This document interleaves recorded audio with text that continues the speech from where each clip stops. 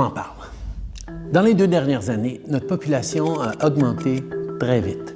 Genre vite comme un baby boom. Et de plus en plus, il y a des acteurs de mauvaise foi qui ont exploité notre système d'immigration.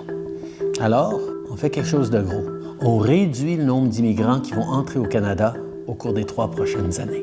Aujourd'hui, je vais vous expliquer ce qui s'est passé, où on a commis des erreurs et pourquoi on change les choses maintenant. Il y a 2 façons d'immigrer au Canada.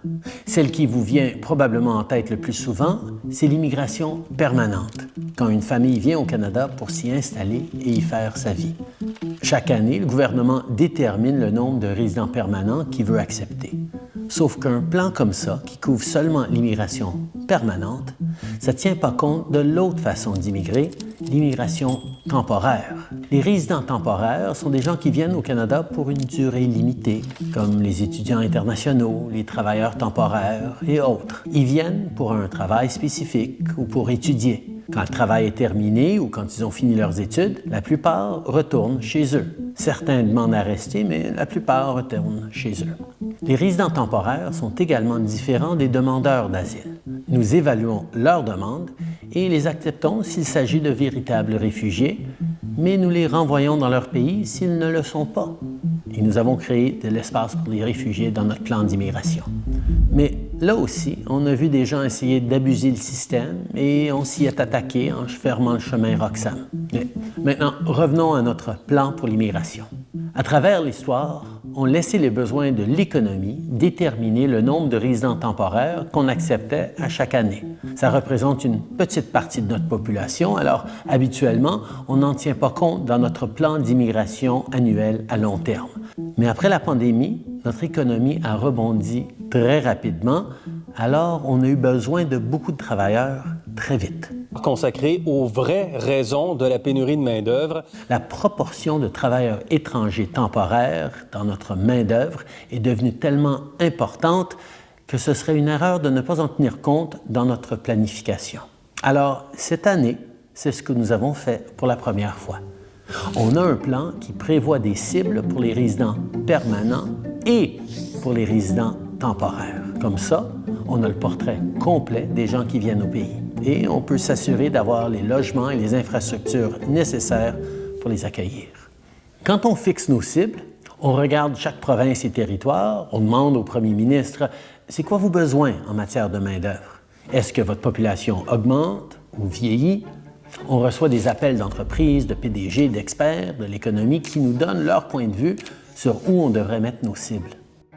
We've had a chronic shortage of labor for the last decade. It is the #1 issue of all manufacturers across Canada. So we think there needs to be more, push the pedal to the floor to bring more people into Canada because. On a fait une entente avec Ottawa sur le programme des travailleurs étrangers temporaires parce qu'on a facilité l'accès aux travailleurs étrangers temporaires dans le secteur manufacturier. Chaque secteur veut des choses différentes. Mais après la pandémie, ils avaient tous le même message. Après 2 ans avec les frontières fermées, il nous faut plus de travailleurs vite. Alors, on a fait venir plus de travailleurs. Et ça a été le bon choix. Notre économie a connu une croissance. Les restaurants et les magasins ont rouvert leurs portes. Les entreprises ont passé au travers et surtout, malgré les prédictions de beaucoup d'économistes, on a évité le pire des scénarios, une récession. Mais il y en a qui ont vu ça comme une occasion de truquer le système. On a vu beaucoup de grandes entreprises le faire. The government says the program has been used to get around hiring Canadian workers in some instances. Et beaucoup trop de collèges et d'universités se sont servis des étudiants étrangers pour augmenter leurs profits. There are the diploma equivalent of puppy mills that are just churning out diplomas. There is fraud and abuse, and it needs to end. Parce qu'ils peuvent leur facturer des dizaines de milliers de dollars de plus pour le même diplôme. Mais on sait aussi qu'il y a de ceux qui exploitent carrément le monde. Ils recrutent des travailleurs ou des étudiants temporaires, ils leur promettent des emplois, des diplômes et des voies faciles vers la citoyenneté, des promesses qui se réalisent jamais. Avec le recul, quand notre gros rebond économique d'après-pandémie s'est terminé et que les entreprises n'avaient plus besoin de la main-d'œuvre supplémentaire, comme équipe fédérale, on aurait pu agir plus vite. Mais c'est ce qu'on fait aujourd'hui. Now, it is time to make the adjustments to stabilize the immigration system that we need and get it working right for Canadians for right now. L'immigration relève surtout du fédéral. Bon, sauf au Québec, mais ça, je vais en parler plus tard.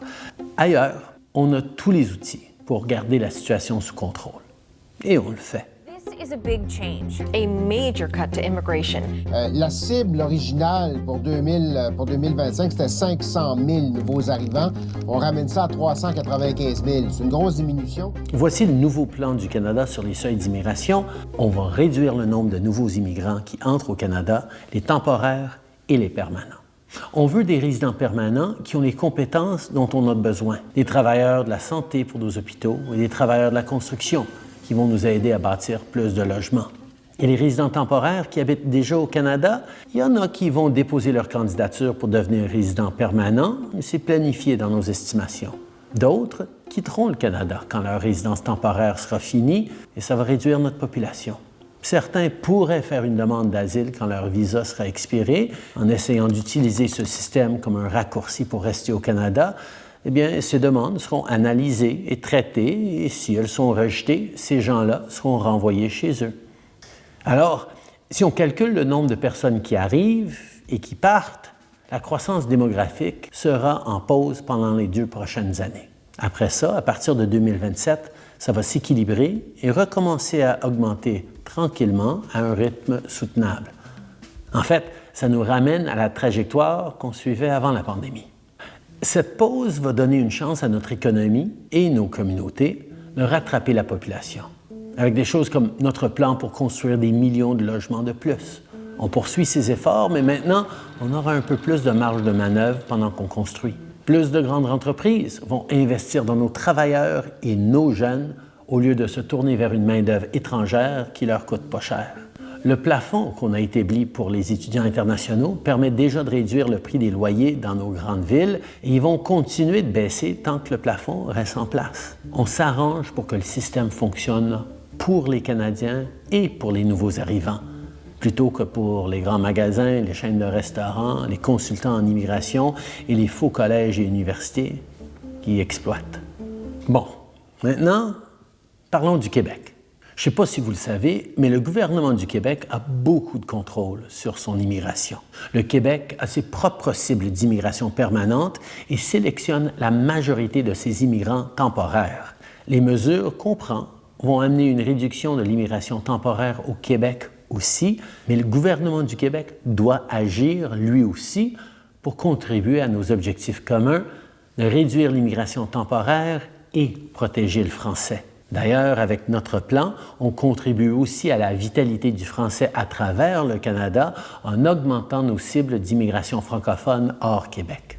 L'immigration est vraiment importante. On est chanceux qu'autant de gens rêvent d'habiter ici, mais pour réaliser ce rêve, il leur faut un bon emploi, un logement qui a de l'allure et des soins de santé qui sont accessibles quand ils en ont besoin. C'est pour ça que notre décision de réduire temporairement nos seuils d'immigration, c'est une décision pragmatique. L'immigration, c'est une bonne chose. Alors le Canada doit bien faire.